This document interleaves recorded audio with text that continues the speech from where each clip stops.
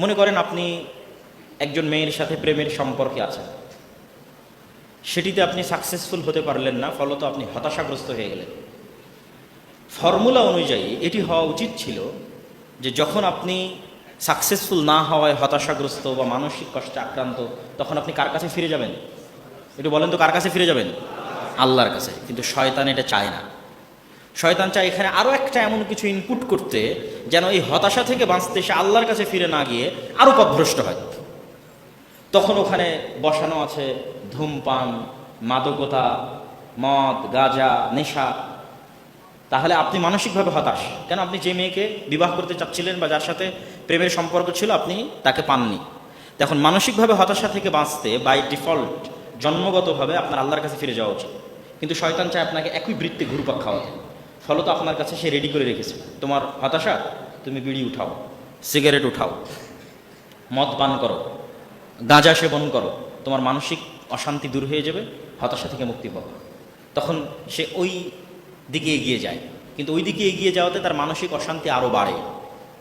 কিন্তু আবার সেই মানসিক অশান্তি কমানোর জন্য আবারও সে নেশাদার দ্রব্যের সাথে জড়িত হয়ে পড়ে।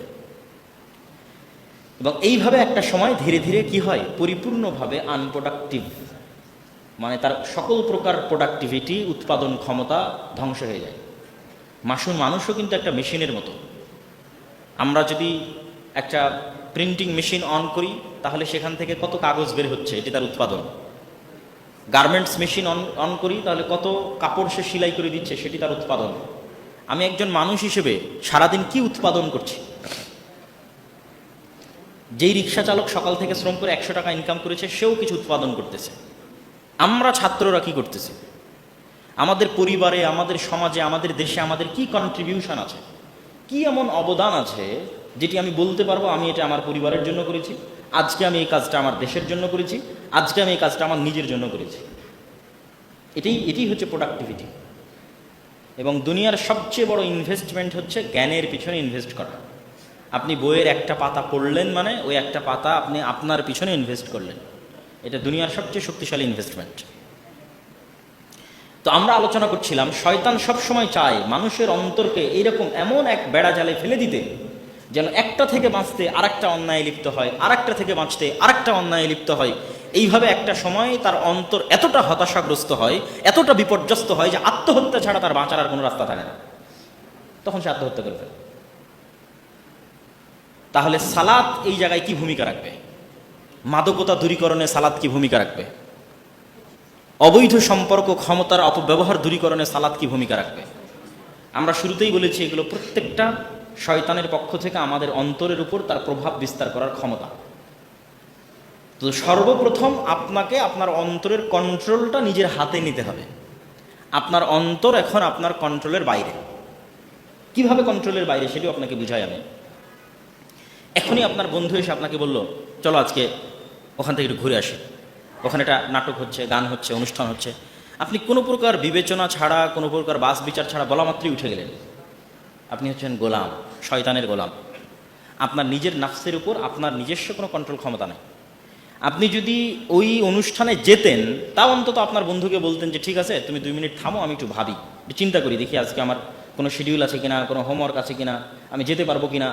দেন আপনার নাফসের উপর আপনার কন্ট্রোল ক্ষমতা আছে এখনও। কিন্তু বলা মাত্রই যে আপনি চলে গেলেন, আপনার পুরো নাফস শয়তানের গোলাম। আপনি নিজেও জানেন না যে আপনার নাফসের উপর আপনার কন্ট্রোল ক্ষমতা নেই। ঠিক যখন আমরা মোবাইল চালাই, তখন আমরা বুঝি কিভাবে আমাদের নাফস আমাদের নিয়ন্ত্রণের বাইরে। পড়তে বসলে 2 মিনিট পরই ক্লান্ত, 5 মিনিট পর ক্লান্ত, 10 মিনিট পর ক্লান্ত, কিন্তু ফোন যখন স্ক্রল করি তখন ঘন্টার পর ঘন্টা পার হয়ে যায়, বের হয়ে আসতে পারি না। YouTube, Facebook, TikTok, Instagram, reels, shorts, ঘন্টার পর ঘন্টা বের হয়ে আসা যায় না। তাহলে আমি নিজের অজান্তে ওই জিনিসটার সাথে এমনভাবে অ্যাডিক্টেড যে আমার নাফসের উপর আমার কোনো কন্ট্রোল ক্ষমতা নাই। তাহলে আমার নাফস কার গোলাম? একটু বলেন, কার গোলাম? শয়তানের গোলাম। কেননা এই নাফসের উপর আমার কন্ট্রোল ক্ষমতা নেই। কন্ট্রোল ক্ষমতা থাকলে প্রতিবার মোবাইল অন করার আগে আমার ব্রেন, আমার মেধা ঠান্ডা মাথায় কাজ করতো, আজকে আমার কি কাজ আছে, কোন কাজ বাকি আছে। এই জন্য যারা মোবাইলের নেশায় আসক্ত, কম বেশি সবাই, তো এই ট্রিক্স আরও বহু জায়গায় দেওয়া আছে এবং এটি বাস্তবসম্মত যে ঘুমাতে যাওয়ার আগে মোবাইল না চালানো, ঘুম থেকে উঠে মোবাইল না চালানো। তাহলে অন্তত আপনার ঘুম থেকে উঠে যদি 1-2 ঘন্টা মোবাইল না চালান, আপনার ব্রেনের প্রোডাক্টিভিটি বাড়বে। আজকে সারাদিন আমার কী কাজ আছে, কিন্তু ঘুম থেকে উঠেই যদি আপনি মোবাইল হাতে নেন, আপনি সারাদিনের সব কাজ ভুলে যাবেন। তো এইভাবে আমাদের নাফসের উপর শয়তানের কন্ট্রোল আছে। আপনি ফেসবুক চালাচ্ছেন, কোথাও একজন কেউ কিছু লিখেছে, সাথে সাথে ওখানে আপনাকে কমেন্ট করতে হবে। আপনি সাথে সাথেই কমেন্ট করে দিচ্ছেন, গালিগালাজ, নিন্দা, দুর্নাম। তো এই যে আপনি চিন্তা ছাড়াই কমেন্ট করে দিচ্ছেন, এই যে আপনার নাফস শয়তানের গোলাম, আপনার কন্ট্রোলে নাই। কিন্তু এই প্রত্যেকটা পদক্ষেপের আগে একটা রিলস আসছে, এই রিলস আমি দেখবো না 5 মিনিট চিন্তা করার পর রিলসটা দেখব। খারাপ রিলসই দেখি, কিন্তু তো 5 মিনিট চিন্তা করার পর দেখলাম, 10 মিনিট চিন্তা করার পর দেখলাম, দেখবো না। তাহলে আমার নাফসের উপর আমার কন্ট্রোল আছে। আমি কমেন্টটা করবো না, এখানে লাইক বাটন দিব না, তাহলে আমার নাফসের কোনো কন্ট্রোল আছে, কিন্তু চিন্তা করতে পারতেছি আমি। তো এই যে আপনার নাফসের উপরে কন্ট্রোলটা ফিরিয়ে নিয়ে আসবে সালাত। আপনি বিড়ি খাবেন না এই চিন্তা করার সুযোগ আপনাকে দিবে সালাত। যতক্ষণ আপনি সালাতে না যাবেন, ততক্ষণ কোনো দিন আপনি চিন্তা করার সুযোগটাই পাবেন না যে আমি আজকে সিগারেট খাওয়া বন্ধ করবো না, খাবো। কন্টিনিউয়াস খাচ্ছেন। ফ্রেন্ড সার্কেলের সাথে পড়ে গেছেন, একটা লুপের মধ্যে পড়ে গেছেন, একটা বৃত্তের মধ্যে পড়ে গেছেন, আর বের হয়ে আসতে পারছেন না। কিন্তু এখান থেকে বের হয়ে আসার রাস্তা তৈরি করে দিবে সালাত। কিভাবে? সালাত একটা অ্যাক্টিভিটি, একটা কাজ। সালাত এমন কিছু না যে বিরত থাকা, এটা না। সালাত আদায় করতে হলে অনেক কিছু করতে হয়, উজু করতে হয়, প্রস্তুতি নিতে হয়, আবার জামাতে সালাত আদায় করলে মসজিদে যেতে হয়। এই যে উজু করা থেকে মসজিদে যাওয়া থেকে প্রত্যেকটা ধাপ আপনি আপনার হৃদয়ের বিরুদ্ধে ফেলতেছেন। ইউ আর ফাইটিং, আপনি যুদ্ধ করতেছেন আপনার নাফসের উপর যে শয়তান আছে সেই শয়তানের বিরুদ্ধে। প্রত্যেকটা ধাপ, আপনার রুম থেকে বের হয়ে উজু করতে যাওয়া পর্যন্ত প্রত্যেকটা ধাপ শয়তানের বিরুদ্ধে যাচ্ছে। কেন? সে আপনাকে যেতে দিতে চায় না, আপনি যাচ্ছেন। আপনার মন চাচ্ছে না, তারপরেও যাচ্ছেন। আপনার অন্তর চাচ্ছে না, তারপরেও যাচ্ছেন। গোটা পৃথিবীর আর 10টা 15টা 20টা জরুরি কাজ আপনার উপর চেপে বসেছে, তারপরেও যাচ্ছেন। উজু করা থেকে, মসজিদে আসা থেকে, জামাতে সালাত আদায় করে থেকে বের হয়ে যাওয়া পর্যন্ত। তা যখন আপনি একটা সালাত সম্পূর্ণ করলেন, তখন আপনি প্রতিষ্ঠিত করলেন, প্রমাণিত করলেন যে আপনার নাফসের আপনি মালিক, এবং আপনার নাফস আপনার সিদ্ধান্ত মানতে বাধ্য, শয়তানের নয়।